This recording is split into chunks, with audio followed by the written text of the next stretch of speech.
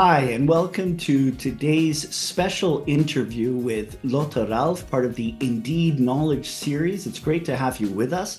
Today, we're looking at a very interesting piece of work and research that Lotta has led on insights from a country comparative analysis of preventing and countering violent extremism, evaluation structures and capacities in 21 European countries. We're going to dive into a conversation with Lotta on this research and find out what some of her findings are. But before doing that, just a brief introduction. Lotta Ralph is a doctoral candidate in the Marie Sklodowska-Curie Actions Doctoral Network Vortex and works with the Peace Research Institute in Frankfurt.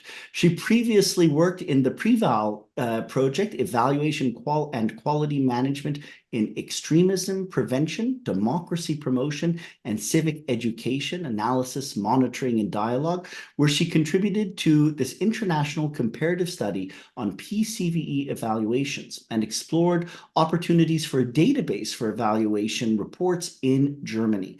Lotta also holds an MLit in Terrorism and Political Violence from the University of St. Andrews in the UK and a BA in International Relations and International Organization from the Rijksuniversiteit Groningen in the Netherlands. Lotta, welcome. It is wonderful to have you with us today. Thank you very much for having me.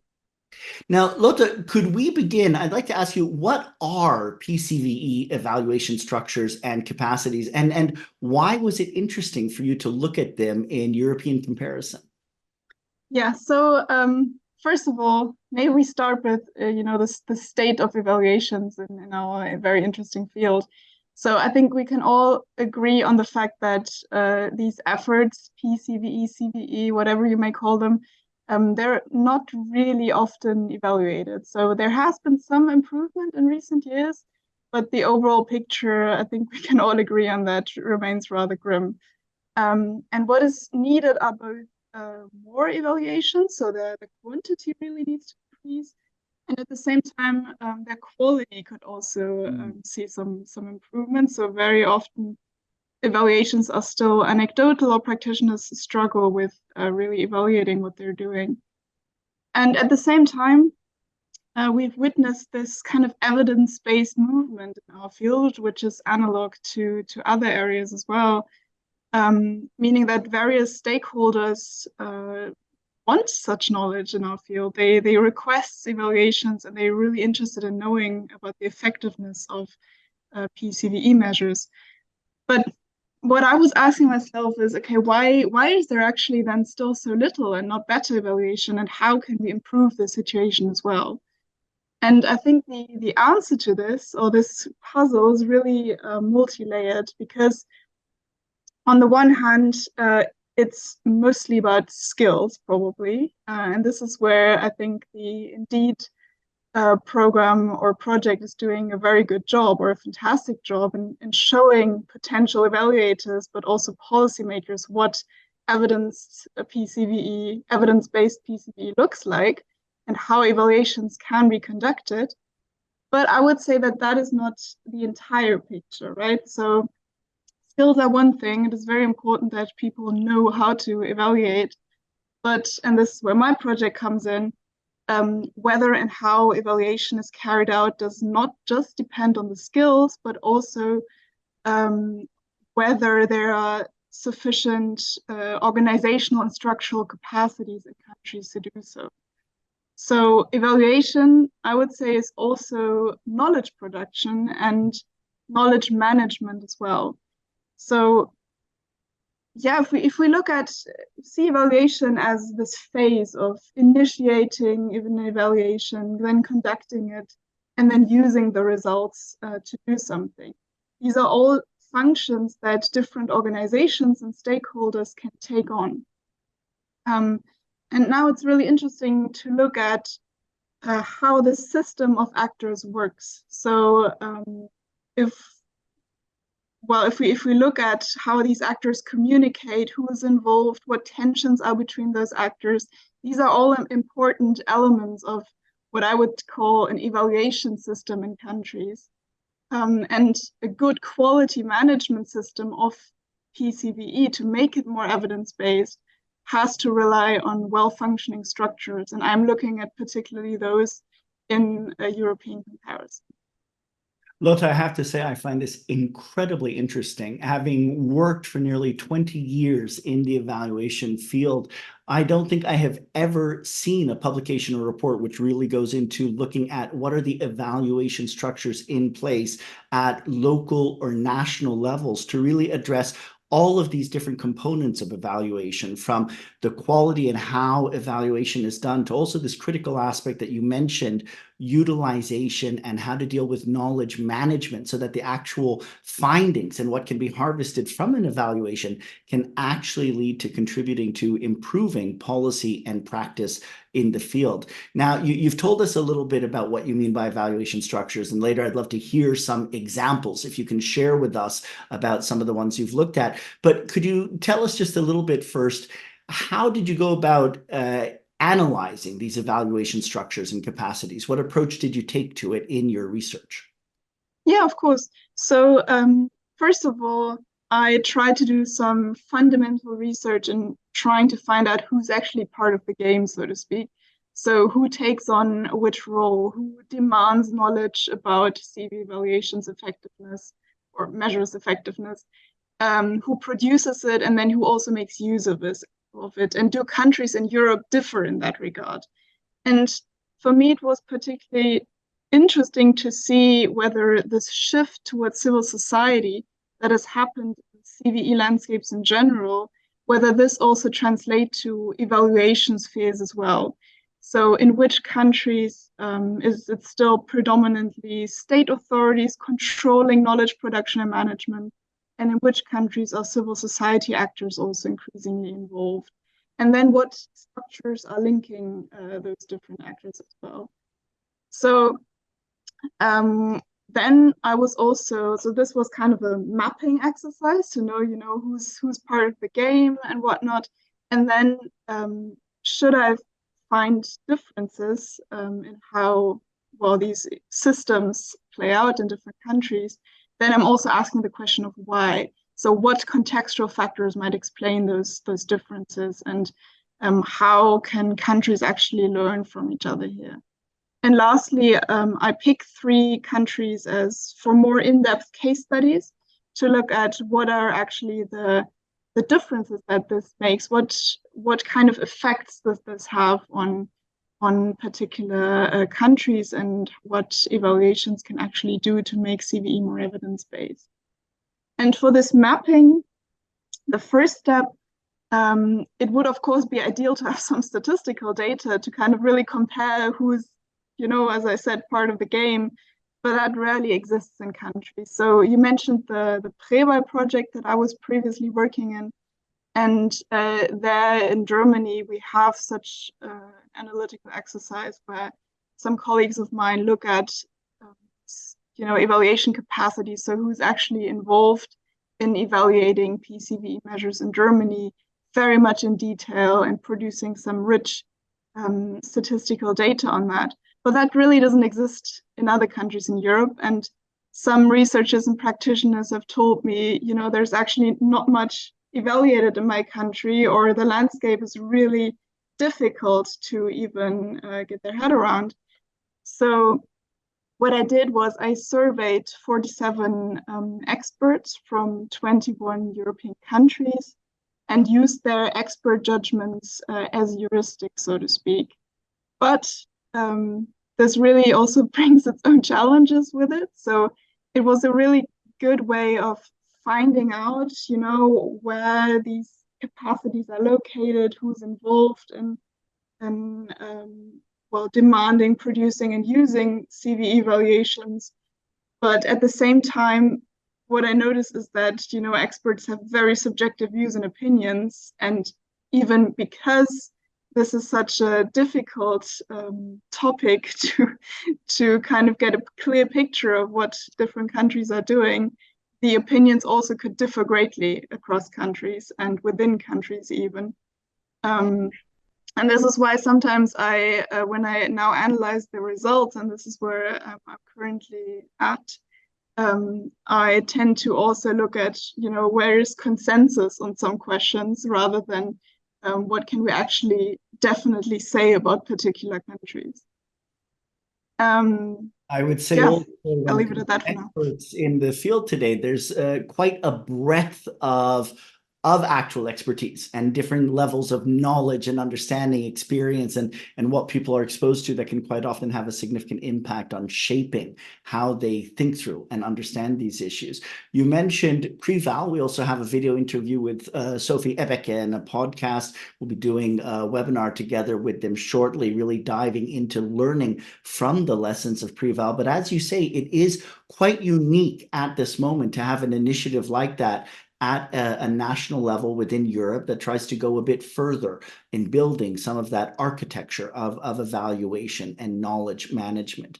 Can I ask, in your research, is it possible at this stage to share any comparative findings or any key either conclusions or things you think need to be explored and understood more thoroughly? Yeah, yes and no. Always the answer in science, I feel like. I mean, as I said, it's really challenging to make definite statements on countries based on a few views of experts per country because they differ so much, and they differ for good reasons as well. Maybe that's what I also forgot to mention just now, and I think this was the same experience with the Preval survey. Different actors, different experts have different perspectives on the matter as well. So what I did in my survey is I deliberately picked experts with very different perspectives. So I wanted experts from both governmental circles, but also practitioners and researchers. And naturally, when they're asked, for example, whether policymakers play a great role in demanding knowledge on PCVE measures, I guess policymakers as experts will have a very different view on that as practitioners themselves. So that always needs to be kept in mind. And what I also observed as kind of a disclaimer is, well, that a lot of answers to my questions were kind of in this middle category. So when experts were asked how much is this and that actor involved, then a lot of experts tended to click sometimes.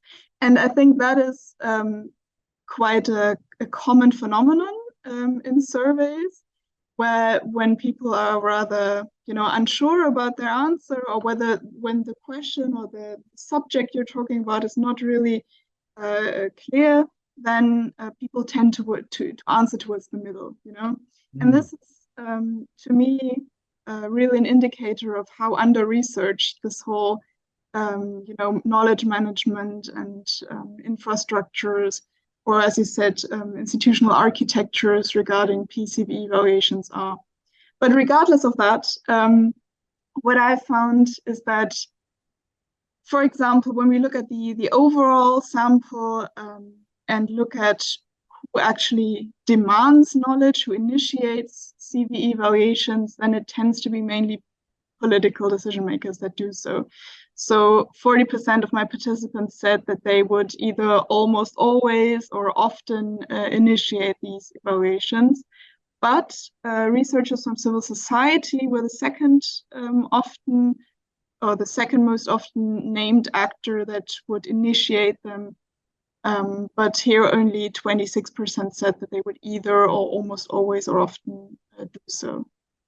But another indicator for the great role that really political decision makers play is that very few experts said that they would rarely do so. So this really shows that demanding such knowledge is usually something done by political decision makers. Now, when it comes to producing these evaluations, the picture changes a bit. So here, the same amount of experts said that political decision makers as well as researchers from civil society would conduct them almost always or always.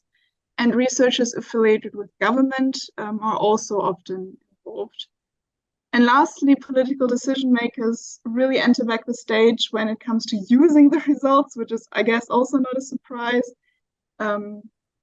They are probably the most frequent users of CVE evaluation results compared to other actors, but also researchers either affiliated with government or from civil society or even practitioners are frequently involved when it comes to using them.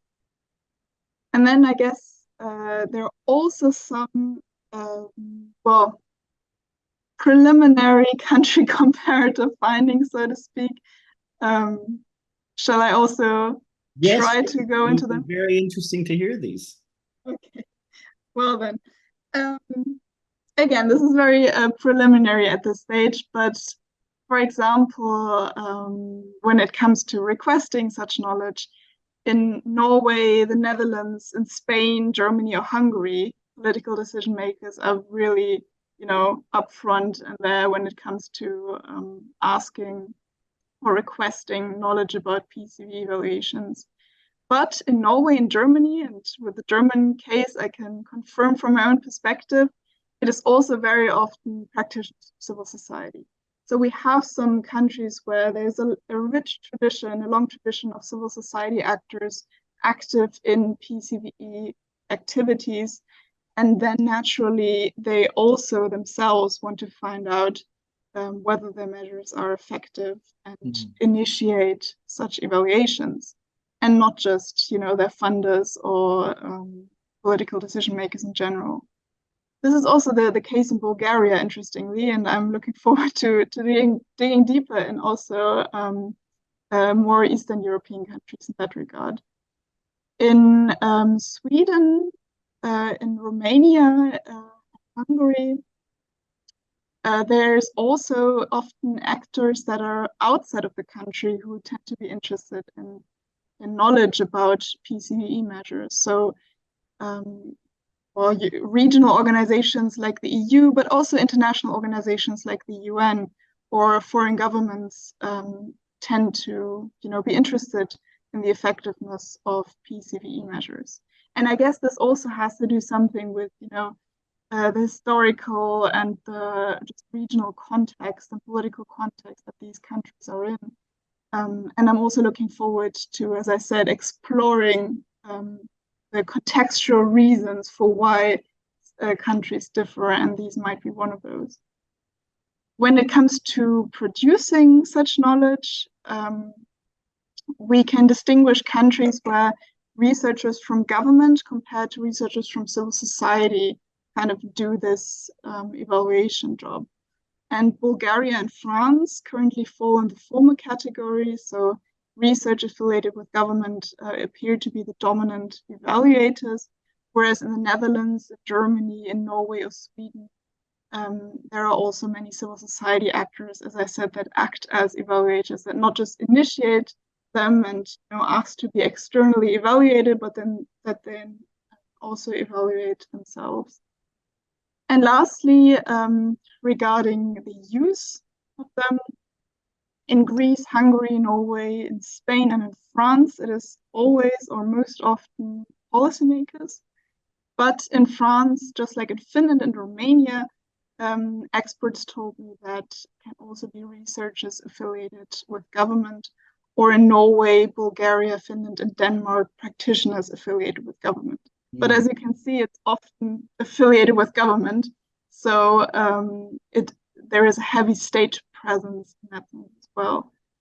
But fitting to what I said before, civil society is also very strong in using evaluation results in Finland, Germany, and Bulgaria. So this distinction between, whether power or dominance or control over knowledge in our field is still dominantly in the hands of state actors or civil society is really an interesting differentiation to make and plays out in these findings as well. Now, there are a lot of questions we could dive into from what you've shared so far, and to try and tease out and understand a bit more from the research and perhaps also from your experience more broadly. The first that I'd like to get your thoughts on is if you could tell us a bit more when you're speaking about using knowledge, what is it being used for? how is it being used? So when you're saying, for example, that knowledge is often requested or used primarily from government, are they doing that to check efficacy of programs? Are they doing that to look at whether what has been promised by state agencies or NGOs is being implemented? So more looking at activity or output evaluation, or is it really diving into trying to understand what works, what doesn't, comparative evaluations of different approaches, to be able to, for example, inform policy? One of the things that we're really looking at within the Indeed project is how to strengthen evidence-based policy making as well. So this aspect of when you speak about use, did you go further looking at a typology of different use, or how, or what is the intent in that use by different stakeholders? Yeah, that's a very interesting question to ask, and I think it all ties in together, right? So when you look at the literature and also what many stakeholders and practitioners have told me during my work at Preval, there are a lot of assumptions, well, out there, that depending on which stakeholder is taking on different functions in this evaluation cycle. Sorry, this is very abstract, but I will get more clear in a second. Then this has implications for how evidence-based or what kind of type of knowledge management there is. So if we take, for example, the scenario that a policymaker requests an evaluation, right? Then there is often the assumption that this policymaker is mostly interested in, value for money, or has very specific interests coming along with that request. And again, one is value for money, another can be, very effectiveness, but very concrete ideas about effectiveness tied to specific output. So, policymakers asking for numbers is often a scenario that was presented to me a couple of times. And this is an assumption in the first place. But again, my kind of exercise of trying to find out who's actually involved in different stages of evaluation will exactly try to find out whether these assumptions are true. So when I dig deeper into specific countries, I will exactly try to find out whether this is the case. So whether, for example, if in one country it is predominantly policymakers who demand such knowledge, whether this actually has an effect on what kind of evaluations are produced, whether this results in the only knowledge about CVE measures to be numbers that don't really mean anything, or whether it actually can also be different in that some maybe good communication structures are built around evaluation, allowing the results also to be really meaningful and to inform an overhaul of a project, or some really good continuation and adjustments for the future. So these are all questions that I will try to explore in more in-depth case studies. But as I said, it all ties in together. So depending on what actor has which functions, this can have implications for all these precise processes. And this gets precisely to the aspect of what is the scope and the purpose for which we're doing evaluations. What is the knowledge we're trying to gather? What are we trying to understand with these evaluations? And that's something that is so incredibly important to look at in the field. And as you've suggested, different stakeholders might have different things that they want to learn. So who's requesting the evaluation can often affect the scope and the purpose of it. You mentioned also in the beginning these really important aspects of both the quantity of evaluations, that's still a very large amount of the work done in the field is not being evaluated, but also the quality of evaluations. And that itself is a major challenge that we're still facing in the field, both in Europe and internationally. Before we go a little bit further into that, though, I'd like to ask you about an expression that you've used a number of times, something that we see as incredibly important within this field, and that's knowledge management. We've had feedback from a lot of practitioners and evaluators that very often when an evaluation is done, the current thinking of a lot of the practitioners in the evaluation field, those that actually do the evaluation, is to see their job as ending when a report is produced. And then some of these evaluators might also be, and are very often, academics. And one of their primary purposes might also be to bring it out as an academic publication. And the results, the findings and knowledge generated from these evaluations are often not formatted or brought forth in ways that can be useful for policy making and policy development, and very often do not actually reach practitioners. So I'd like to ask if you can both perhaps share some experiences or reflections when looking at this question of knowledge management and the architecture of evaluation in the PCVE field in Europe. Did you see any good examples? What do you see as what should be or what may need to be some of the purposes or the needs around how to manage knowledge from evaluations to actually help have an impact on practice and policy? So I'm kind of well, looking outside of my study right now, because my study at this current stage is first looking at, how it is actually done. But based on my previous experience, I would say, well, maybe two things.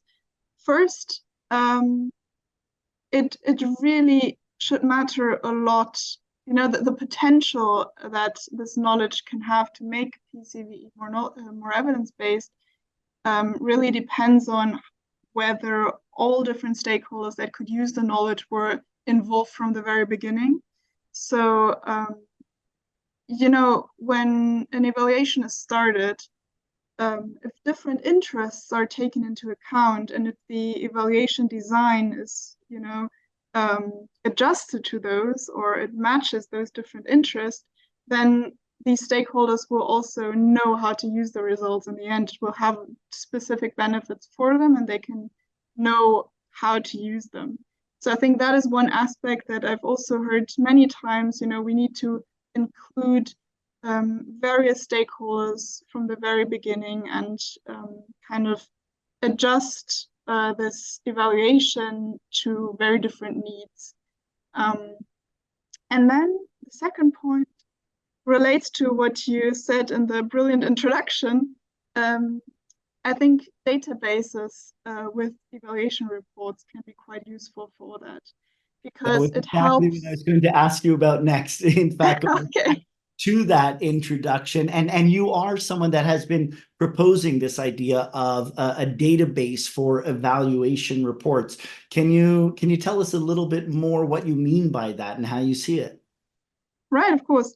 So what we've been doing at Preva, we have not developed such a database, but we've been exploring the idea of such a database. So, I mean, this was very specific to the German context, but I think it can be applied elsewhere.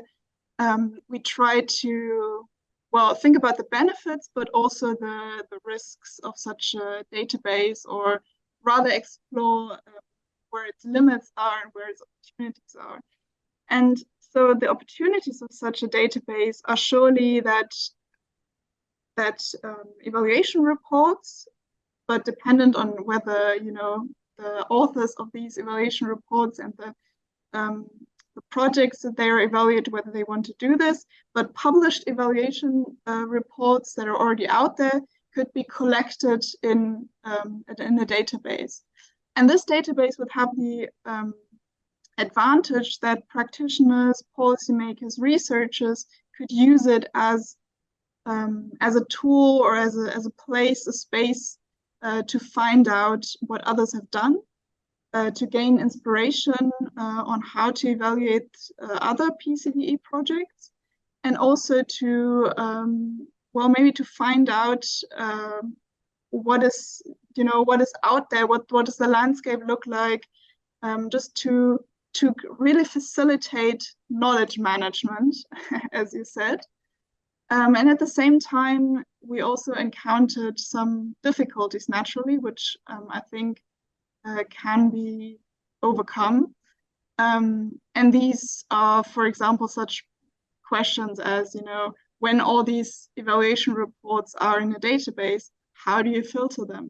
How do you account for very important nuances between what we have in Germany, extremism prevention, civic education, and democracy promotion, very specific fields with their peculiarities.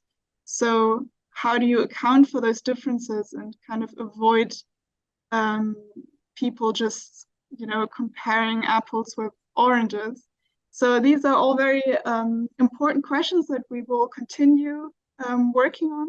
But overall, the benefits of such a database, I would argue, are great for knowledge management and kind of incentivizing the use of this rich data even more.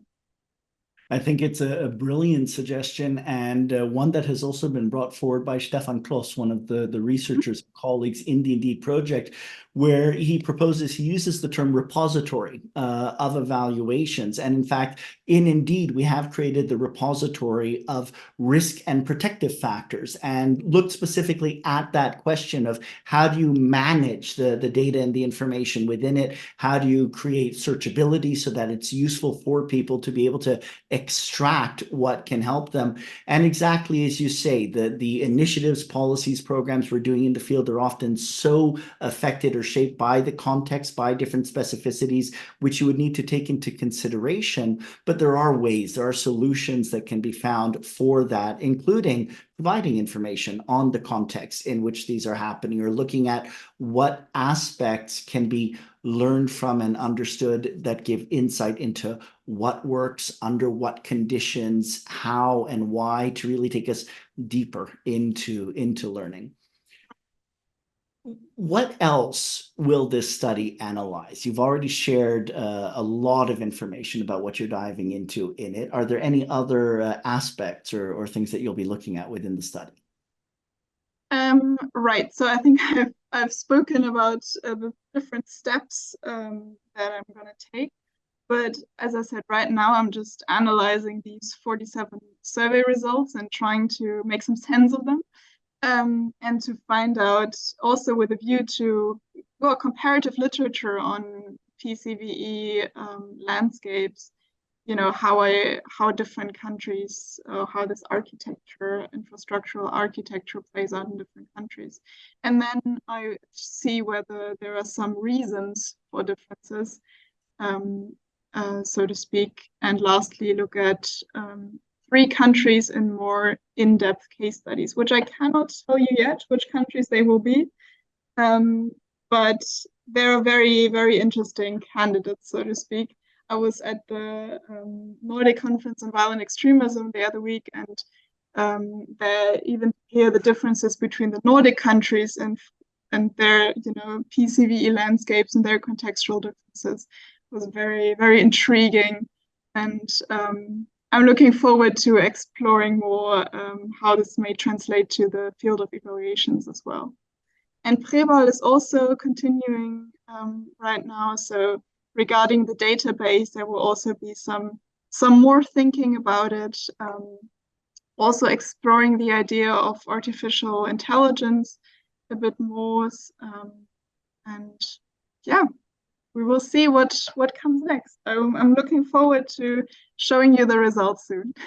Very much looking forward to seeing them, and we're going to share it widely through the network as well, and do our best to really help get it out to the field. I think it is a very interesting and innovative orientation that you're taking, looking at the architecture for evaluation, learning, and knowledge management in the field. It's such an important area to look at to improve our understanding of really both how to do evaluation, but then also how to make evaluation itself useful so that what is learned, what is gathered from it can actually be brought out to the field, reach the stakeholders it needs to, and really have an impact on actually informing development of evidence-based policy and practice. Now, just before we finish today's conversation, I'd like to ask you to speak to us a little bit about what you said in the beginning, speaking about the quality of evaluations. I know that that hasn't been the specific focus of your research, to really do a deep dive into comparative analysis of evaluations themselves. But you've mentioned that both the number of evaluations being done today is not necessarily very large, that there's a need to increase the quantity so that we're covering more of what's being done in the field. And you also spoke about the quality of evaluations. And this is something which has come up in a number of our conversations, addressing every aspect from methodologies used and approaches to how the evaluations are done in terms of who is requesting them, who implements them, participation and involvement of communities and stakeholders, and then the formatting of results and utilization. And I'm just wondering, since you spoke to this need to improve the quality of evaluation, did you come across any insights in your research and in your interviews with practitioners and experts in the field, which you could help to share with us, both perhaps about, are there some bad practices or things that we need to overcome today? And are there some good practices or what we should be orienting to work to really improve the quality of evaluation in the PCVE field? Well, this is a big topic to end with. Well, first of all, I think it's also no news to anybody listening to this, but it is so difficult to evaluate measures that are preventative in nature. But that doesn't mean it's impossible. So yeah, speaking about quality is always difficult because, you know, this gold standard that exists in evaluation research of experimental designs, sometimes it's just not feasible in our field. And I think we need to accept that, but we should also explore opportunities where it might be possible, and like this semi quasi-experimental design types. And also with regard to the database, in other fields, there are sometimes databases where studies are not just collected, but then also ranked for quality of, you know, methodological quality. And we said that this is not really wise to do in our field because it doesn't do justice to the breadth of evaluation studies and the difficulties that comes with evaluating such preventative measures. However, in our international survey that we did, and I think maybe Sophie Ebeck already spoke about it, we also asked the question of, you know, do you know any innovative ways of evaluating PCVE efforts? And there weren't many positive answers, so to speak, which also shows that this field is really still, you know, building itself, and that experiences or first experiences are sometimes still made. But there were some I think interesting ideas, so ranging from you know, methodological tools like contribution analysis or comparative analysis, where you try to, you know, with different factors find out whether and to what extent and in what combination they contribute to a certain outcome. So there is a lot of room for exploring methodological approaches, and whether they can then be considered high quality or not is a matter of subjective judgment. But yeah, I know I would leave it at that because it's a long discussion to have. But maybe as a takeaway, also for our database, like at this current point, doing any ranking, or so to speak, or judgment on what is considered as exceptional high quality or low quality is not really wise to do, also given the context-dependent nature of such evaluations. I'm really glad that you've taken us there, though, because this is an important area for the field to address, for people working in evaluation and for all stakeholders that are engaged in PCVE. There has been this idea really brought forward in the 80s and 90s in some fields that experimental and quasi-experimental approaches to evaluation were this idea of a gold standard or the only way to produce verifiable and replicable data. What's interesting is we've seen actually how many challenges and how many flaws and biases often in design, in analysis, in findings there are also in what has been presented as this gold standard. And it creates a bias towards how we understand knowledge and biases that can also go into rankings of methodologies and approaches based upon which approaches those doing the rankings might align more to. And this idea that we really need to look at innovative approaches while making sure that we do test for quality and whether those findings are valid and verifiable. We've also seen that there are a lot of issues in terms of prejudice and biases of the evaluators themselves and how this can feed into evaluation, not only of stakeholders and practitioners or those that we're engaging with. So how to address and deal with the issue of prejudices and biases. But there's a lot of room. The evaluation field, both in PCVE and globally in other areas, is really advancing, and this need to think through innovative approaches. One aspect that I really appreciate in the Indeed project, when looking at this definition of what do we understand as evidence-based evaluation, it highlights these three components, looking at best available existing and tested existing knowledge and evaluations. What can be learned from the knowledge and information that we have already gathered within our own agencies and sectors, more broadly in the field from other sectors, but it also really brings forward the need to engage with communities and stakeholders and the specific context, cultures, values, perspectives, and needs of the communities and stakeholders which are engaged within PCVE initiatives. And that third area in the definition of evidence-based evaluation, professional judgment and expertise, and really creating spaces for engaging with practitioners to harvest their insights, their understanding, and what we're learning in the field. And here, this whole aspect of architectures of evaluation and architectures of knowledge management, how we bring together these different stakeholders, how we create spaces and processes for learning, for evaluation within and across sectors, is definitely one of the frontiers of this work in Europe and internationally. And Lotta, I'd just like to thank you so much for being with us today, for sharing from your ongoing research, wishing you the very best as you continue and work forward with it. And we are excited and looking forward to the results. Thank you very much. Thank you for having me. And well, I know the Indeed project is coming to an end, but it has been a great journey. And I'm looking forward to, well, seeing more of your work coming out, and best of luck.